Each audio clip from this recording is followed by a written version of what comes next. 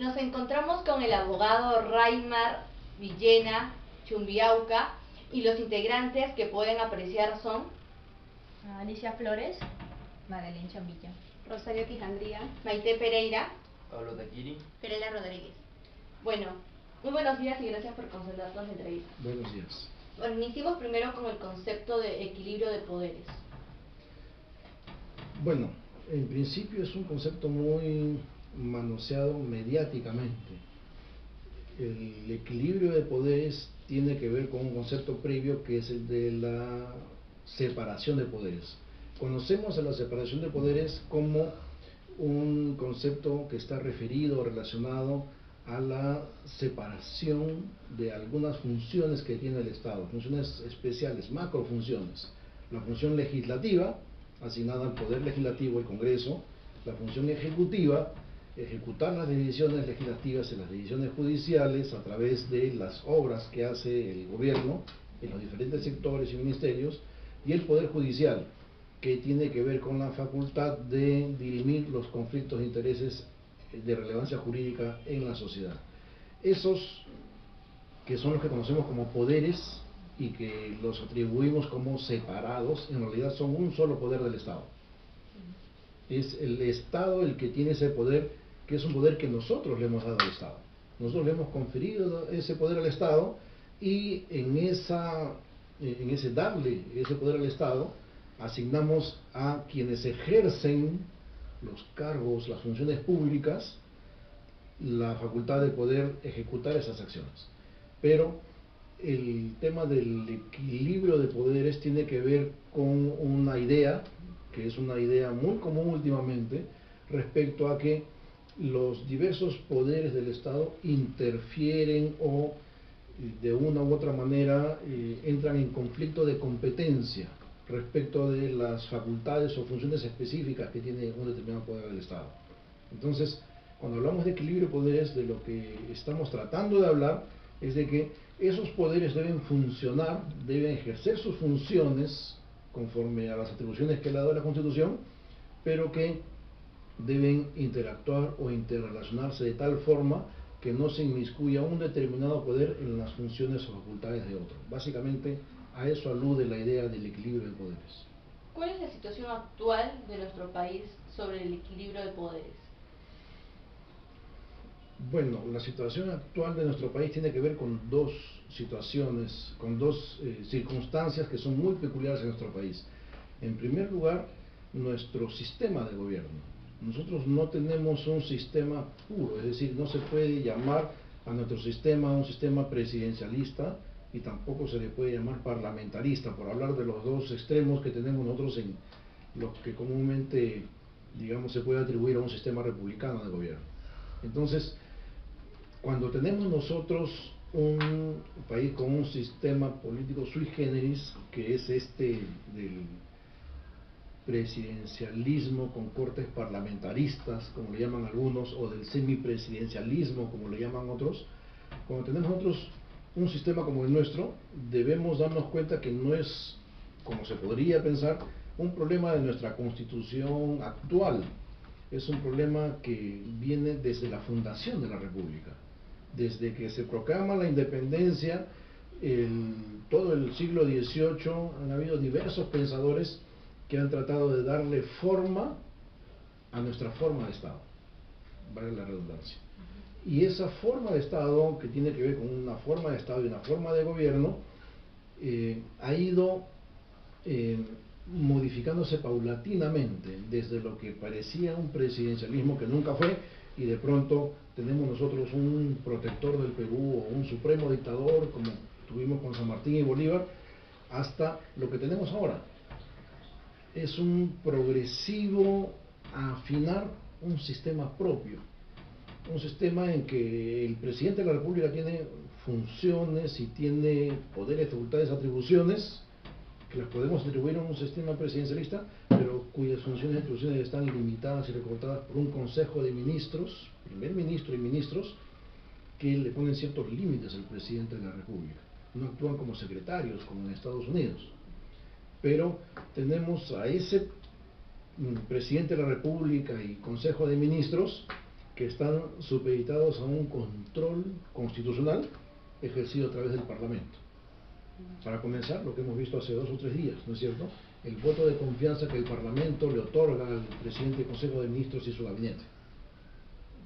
Es importante anotar que quien va a presentarse ante el Parlamento no es el presidente de la República o sus ministros propiamente, es decir, lo que se está pidiendo aprobación no es para el presidente de la República propiamente, se está pidiendo aprobación para el presidente del Consejo de Ministros y sus ministros y para el plan o para las propuestas que ellos están llevando en ese momento. Es decir, si el Parlamento no le otorga voto de confianza al Consejo de Ministros, no se va el señor Vizcarra, se va solo el señor Villanueva con sus ministros.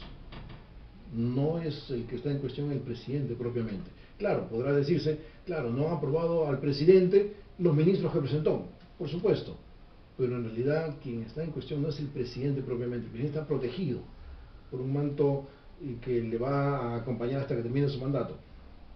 Lo que está en cuestión es el presidente del Consejo de Ministros con sus ministros, ¿correcto? Pero surgen las voces pues de la obstaculización, de la no confianza, del obstruccionismo, que desde mi punto de vista no es otra cosa que un claro ejercicio del poder y facultad que tiene el Parlamento. Ese es su trabajo. Su trabajo no es obstruir, su trabajo no es obstaculizar, pero sí su trabajo es fiscalizar. Es función del Parlamento fiscalizar al Ejecutivo. Y es trabajo del Parlamento decir esto no está bien, esto no está bien, interpelar a los ministros, preguntarles, cuestionarlos por lo que están haciendo, y si consideran que algo no están haciendo bien, pues censurarlos, como ya ha sucedido. Es trabajo del Parlamento, esa es su labor, ¿correcto? Entonces, cuando se censura a un ministro, o se corren voces de que se va a vacar a un presidente y finalmente se lo vaca, se dice, el Parlamento está obstruyendo. El Parlamento está haciendo lo que tiene que hacer, ese es su trabajo. Es trabajo, es facultad del Poder Ejecutivo, en la circunstancia actual, decir, yo como Poder Ejecutivo tengo solo 13 congresistas y tengo 73 que están en una sola bancada.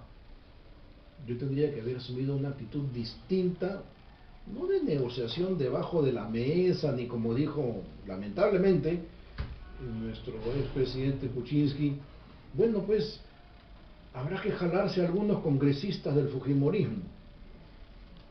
No se trata de eso. El Parlamento, como el Poder Ejecutivo, son entes políticos, son resultado de una elección política. Tiene que haber negociación política, no tiene que haber negociado. Tiene que haber concertación política, no tiene que ver con un acuerdo de intereses, personales o particulares. Pero tiene que haber un juego político que, con base en las facultades del Ejecutivo y en las facultades del Legislativo, se pongan de acuerdo en algunas cuestiones mínimas para sacar adelante el país, para hacer las cosas que el pueblo necesita, para realizar las obras que se necesitan, tanto a nivel de obras físicas como obras de gobierno propiamente. Entonces, ese equilibrio de poderes, en este momento yo creo que está funcionando en medio de nuestras, digamos, 2 más grandes dificultades.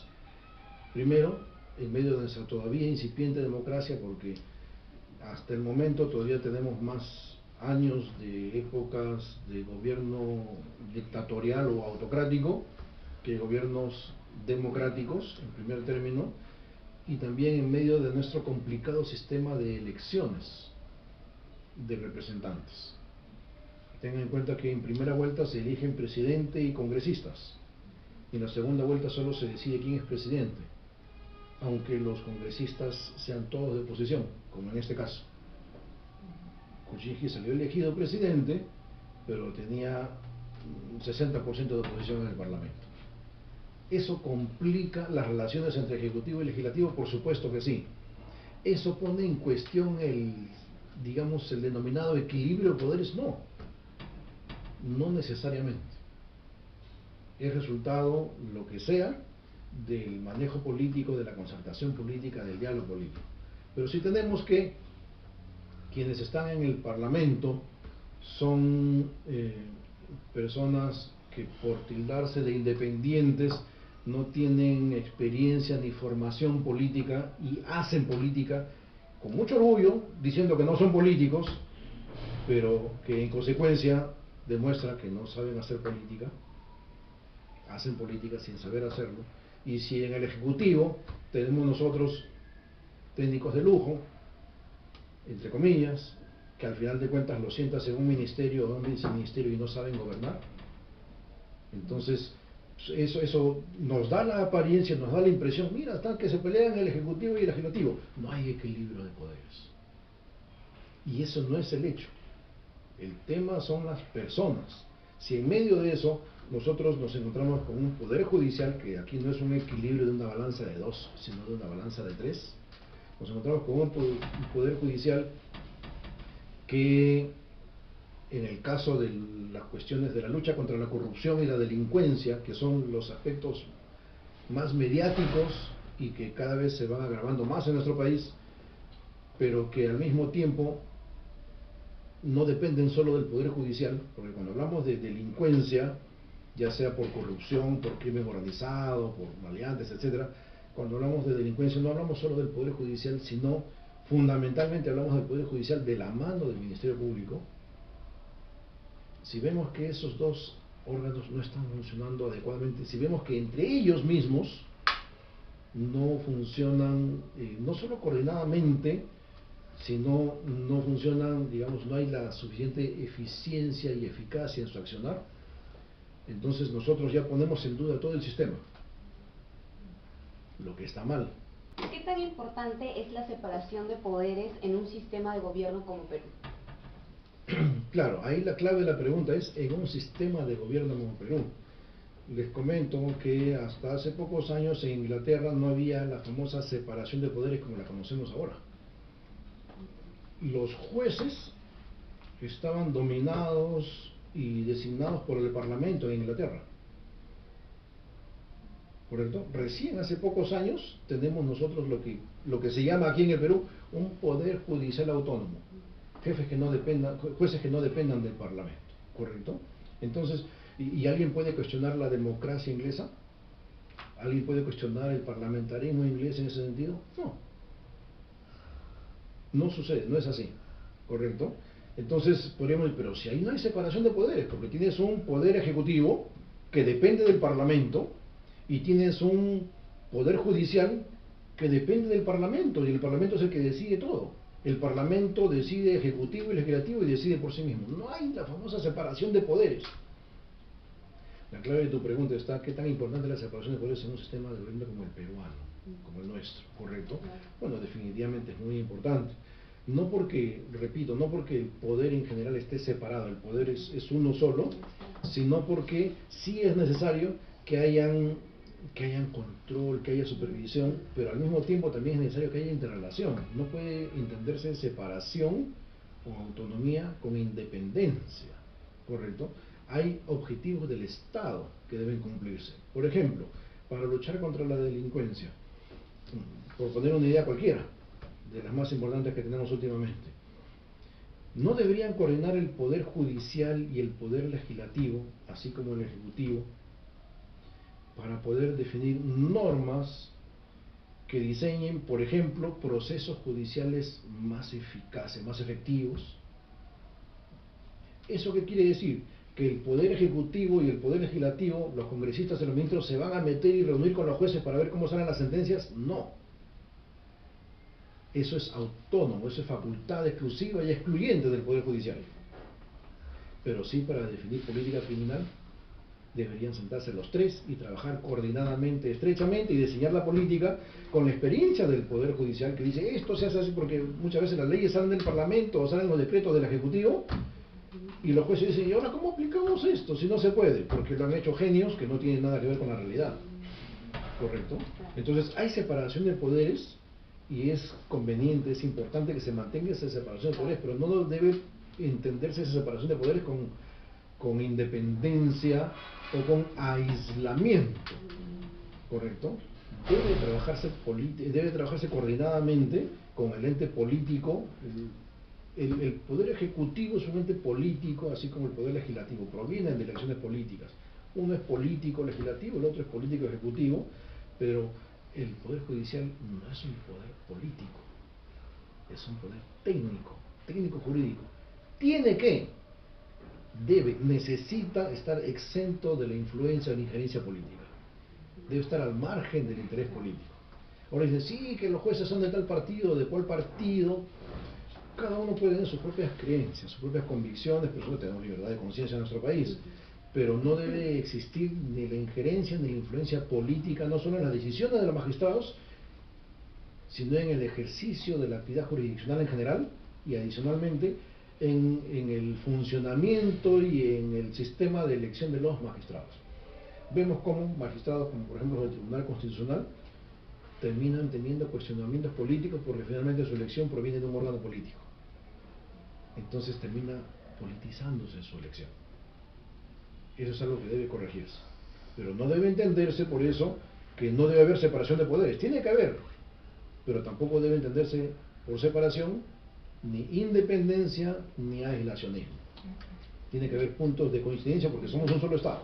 El poder es uno solo y los objetivos nacionales deben responder a políticas nacionales de Estado que involucran a todos los poderes. Ahora estamos hablando de básicamente poder ejecutivo, legislativo, judicial, pero debemos tener en cuenta que nuestro país es más grande que eso. Nosotros tenemos gobiernos regionales, nosotros tenemos municipalidades provinciales, municipalidades distritales, municipios delegados. Aquí mismo, donde nos encontramos, a 5 minutos en auto, nos encontramos con un municipio delegado, Santa María de Huachipa, que es una municipalidad delegada, un centro poblado menor, que está dentro de un distrito, el distrito de Lurigancho-Sosica. ¿Correcto? Esto es un tema de gobierno que no estamos hablando. Es como si el Perú y el Estado fueran solamente ejecutivo, legislativo, judicial. ¿Y dónde están los gobiernos locales? ¿Y dónde quedan los gobiernos regionales? Todo eso es Estado. Y todo eso debe responder a políticas de Estado. Las municipalidades, ustedes leen la ley de regionalización o la ley de municipalidades, estos órganos de gobierno tienen autonomía política, económica y administrativa en asuntos de su competencia. Es autonomía y en asuntos de su competencia. No es independencia. No están aislados. No son un Estado dentro de otro Estado. Entonces es muy importante la separación de poderes, pero no debemos confundirla con independencia o aislacionismo. Y la coordinación tampoco debemos confundirla con injerencia o interferencia. Por ejemplo, ¿usted cree que el actual Congreso haya ejercido cierta obstrucción o quizás haya excedido el poder que tiene en cuestión al gobierno saliente de Pedro Pablo Kuczynski, o ha cumplido correctamente con su función? Lamentablemente estamos ante cámaras.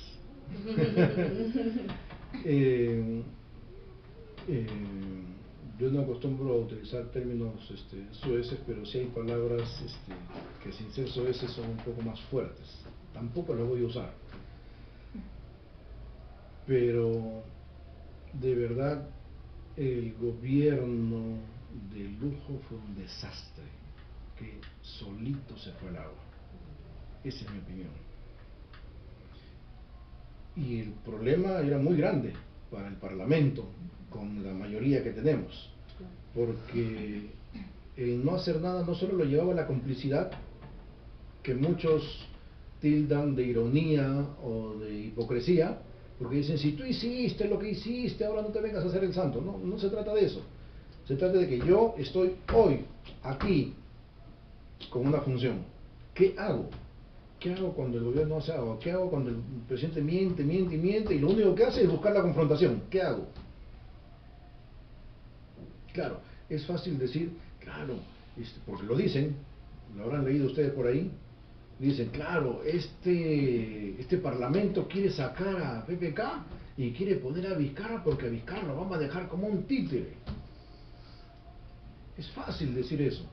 Por supuesto, si yo estuviera en la acción política y fuera oposición al actual Parlamento mayoritario, a la actual mayoría del Parlamento, yo también diría lo mismo, porque es lo que me conviene decir políticamente. Si soy un político demagogo y falto de ética, por supuesto que lo voy a hacer. Quieren sacar a uno para poner a otro que manejen deliberadamente a su albedrío. Pero el hecho es que con este presidente no puedo trabajar. El Parlamento, el actual, no puede. ¿Por qué? Porque no solamente miente, engaña, él ya ha descubierto que ha hecho esto, que ha hecho lo otro, y además ya sabíamos, ustedes son muy jóvenes, yo tengo ya más de 50 años, este señor presidente toda la vida lo había hecho, desde los años 60, correcto, en el primer gobierno de Verón, de toda la vida había hecho lo mismo. Cuando nos pusieron en el falso dilema, en este proceso falaz de decirnos si votas por fulano, votas por la corrupción, y si votas por sultano, votas por los puros santos y sacrosantos, eso es una falacia, pues. ¿Correcto? Y lo hemos comprobado, porque este de aquí era más vivo que todos los demás. Pero lamentablemente esa es la situación en la que se encontraba el Parlamento, y el Parlamento tenía que tomar una decisión. El Parlamento debía tomar una decisión. Si a eso le sumamos que no solamente tenía lo que decir, no decía de lo que había pasado y de lo que hizo y no hizo, no solamente tenemos que, digamos, se enfrentaba continuamente al Parlamento, sino que además vemos que había desgobierno, porque el gobierno de lujo no daba ni adelante ni para atrás. Entonces, no había otra decisión que tomar. No había otra decisión que tomar. Claro, revirtieron esa decisión con la jugada, el negociado político que hicieron en diciembre, pero no se pudo detener más. Ahora, repito, por supuesto, los demás que tienen que decir que es obstruccionismo y que este Parlamento sacó al presidente democrático, por supuesto es lo que tienen que decir. Si son, repito, políticos faltos de ética, ese es el discurso. Pero nosotros, los ciudadanos, que nos informamos, debemos tener nuestra propia opinión de estas cosas. Entonces, ¿cuáles serían los mecanismos de solución ante una obstrucción entre los poderes? ¿Cuáles serían los mecanismos de solución ante una obstrucción entre los poderes? Una obstrucción entre los poderes. Teóricamente eso no existe, es decir, no existe obstrucción entre los poderes, ¿correcto? Pero se podría entender como obstrucción entre los poderes, según la Constitución, el hecho de que un Parlamento, por ejemplo, censure a 2 consejos de ministros, ¿correcto? Si el Parlamento, si este Congreso censura a 2 consejos de ministros, entonces se podría entender como que hay una obstrucción, que este Parlamento no deja gobernar al presidente de la República, y la Constitución faculta al presidente de la República a que disuelva el Parlamento. Pero no es esa disolución que escuchábamos en diciembre, que hemos escuchado ahora en marzo y que ustedes han visto en todos los memes, y estoy seguro que ustedes han compartido esos memes por ahí, le han dado me gusta. Sí, que se vayan todos, PPK, disuelve este Congreso que no sirve para nada. No, un momentito. La única posibilidad de que el presidente disuelva el Parlamento es que este Parlamento le censure 2 consejos de ministros. Si nosotros le pedimos al presidente, censura, disuelva el Congreso, oye, pero si no me ha censurado a 2 consejos de ministros, no importa, disuélvelos por incapacidad moral. Es una falacia, pues. Y digo falacia porque soy gentil. Porque yo diría, eso es pura ignorancia, si fuera más contundente. Porque no se puede hacer. Eso no es posible.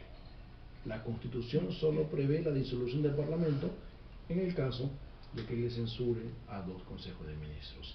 Y ni siquiera puede, porque esa es la otra parte de la falacia, ¿no? ¡Que se vayan todos! No es cierto, pues. Si censura, si disuelve el Parlamento, no se van todos. Se van todos menos la comisión permanente. Así de simple. Y si yo estoy harto de este país porque hay mucha inmoralidad y mucha corrupción, que se vayan todos, es todos, pues. Se van ellos y te vas tú también. Así es, todos es todos, pues. Que se vayan todos menos yo. Esa es la falacia, pues, de los políticos, de los demagogos, y además, ese es el peligrosísimo juego de determinados grupos de personas extremistas que pretenden poner en la mente de las personas, de la ciudadanía y sobre todo de la juventud, ideas radicales, extremas y reales, que además son inconstitucionales y no están acordes a nuestro sistema democrático. De la misma forma, la Constitución no prevé que haya una obstrucción del Ejecutivo hacia el Parlamento, pero el Parlamento tiene esos mecanismos de control, ¿correcto? Puede interpelar a un ministro, puede censurar a un ministro. Esa es parte de las funciones del Parlamento. Porque te censuran, me está obstruyendo. Oye, pero ¿cómo? Es parte de mi función y hay cosas con las que yo como Parlamento no estoy de acuerdo. Entonces yo interpelo a este ministro y si aún así no me satisface, podría censurarlo. No es que toda interpelación termine en censura, no es necesario. Ni siquiera una interpelación tendría que terminar en un voto de confianza o de censura al ministro, no. Interpelo al ministro, viene, lo interpelo y después se va y se acabó. Y no, ni siquiera propongo voto de confianza o voto de censura. ¿Correcto? Pero este gobierno de Kuczynski manipuló la Constitución y presionó al Parlamento a través de un pedido de confianza. El Parlamento lo negó el voto de confianza y los congresistas y los ministros tuvieron que irse. Pero si solamente estabas cuestionando a un ministro, ¿por qué cuestionas a todo el Parlamento? Tú mismo cuestionas a todo tu gabinete. Porque querían forzar la doble censura para luego disolver el Parlamento y convocar elecciones. Ese era el camino. Así es que en el juego político al Congreso no le quedaba otra cosa, tenía que sacarlo a PPK, porque si no, 3 meses más y sacaban al Parlamento, disolvían al Parlamento. Pero todo eso se ha hecho actualmente dentro de los márgenes del juego democrático que permite nuestra Constitución. El problema siguen siendo las personas. ¿Cuáles son los principales mecanismos de control del poder legislativo sobre el ejecutivo? Como les decía, la interpelación y la censura de un ministro en un caso determinado, pero el más cotidiano, el más común es el de la fiscalización. El Congreso tiene un rol fiscalizador, fiscaliza la actuación de todo el Estado, ¿correcto? El Parlamento puede, digamos, en una sesión especial, llamar a 3 generales para que explique cómo están gastando el dinero y cómo está la situación del armamentismo en el Perú, por ejemplo, de la relación del armamento en el Perú. Claro, eso probablemente sea una sesión reservada, porque habrá cuestiones que sean secreto de Estado, etcétera, ¿correcto? Pero el Parlamento también puede investigar, como ha sucedido, ¿no es cierto? Llaman al ministro para que hable sobre la viceministra que se iba al spa en la hora de trabajo, ¿correcto? Claro, antes de que todo siga avanzando, sacaron a la viceministra, bien, pues. Ya no continúa, pero es parte de la labor de fiscalización del Parlamento, que es el principal mecanismo de control que tiene, ¿no? Y los adicionales, digamos, no excepcionales, pero sí extraordinarios, son el de la interpelación y finalmente la censura a un ministro o a todo el gabinete de ministros. En los hechos de la actualidad que estamos viendo, ¿considera que el poder legislativo está fiscalizando o está obstruyendo al Ejecutivo? Está fiscalizando. Para mí está totalmente claro. Bueno, ahora estamos en una nueva etapa muy reciente, muy nueva, con el señor Vizcarra. Pero para mí está muy claro que en toda la época de PPK, él y sus ministros de lujo eran un desastre y no sabían hacer política. A pesar de que la mayoría del Congreso era fujimorista. Porque son mayoría quiere decir que son obstruccionistas. ¿No? Claro, eso dice la prensa, perdón, creo que son ustedes la prensa, pero bueno, eso dice la prensa y determinados sectores interesados de la prensa, ¿correcto? Claro, de repente tú tienes que escribir como te dice el diario tal o la revista cual, porque trabajas ahí, pero independientemente tú como persona, periodista además, profesional, tú te haces tu propia opinión de las cosas. ¿Y cuál sería la importancia de cada uno de los poderes de Estado? Bueno, ya ahí estamos hablando de un tema funcional, ¿correcto? Básicamente sería el de la especialización en determinadas tareas que tiene el Estado. El Estado tiene tareas que nosotros, los ciudadanos, le hemos dado. Le hemos confiado al Estado la seguridad ciudadana, ¿correcto? Y la seguridad del Estado propiamente, ¿correcto? Defender nuestras fronteras y defendernos internamente de la criminalidad. Pero en casi todas las esferas estatales, de las funciones, de las labores estatales, ahora ha entrado también el sector privado. Por ejemplo, una de las labores principales del Estado es la educación. Sí, pues, pero para comenzar ustedes estoy en una... ¿Y qué rol juega el ciudadano en esta balanza de poder? El ciudadano, ustedes son los que ponen las personas, pues. Ustedes son los que eligen estos congresistas, ustedes son los que ponen este presidente. Somos nosotros los ciudadanos quienes lo hacemos. Nuestro rol básico es saber elegir e informarnos. Tenemos que informarnos qué es separación de poderes, qué es obstruccionismo, cómo funciona el voto de censura, cómo funciona el voto de confianza, qué son facultades delegadas. Los ciudadanos tenemos que informarnos sobre eso. Sobre todo sobre las personas que elegimos. Y sobre las personas que elegimos, porque son ellas las que van a tomar las decisiones en representación nuestra. ¿Debe existir un sistema de frenos y contrapesos en todo el contexto de lo que Sí, mencionó? sí, es lo que existe actualmente y que se está puliendo, está en perfeccionamiento porque constantemente, no constantemente, pero de tiempo en tiempo le vamos haciendo reformas, ajustes, ¿no? Se están proponiendo, por ejemplo, reformas al sistema electoral, la forma como se deben elegir a las personas, y también se está proponiendo que hayan reformas de respecto al control de los partidos políticos, del financiamiento de los partidos, etc. O sea, hay una serie de cosas que finalmente contribuyen a que se fortalezca el sistema de frenos, controles, contrapesos. Eso es todo. Bueno, muchas gracias por concedernos la entrevista. Gracias a ustedes. Gracias. Éxitos.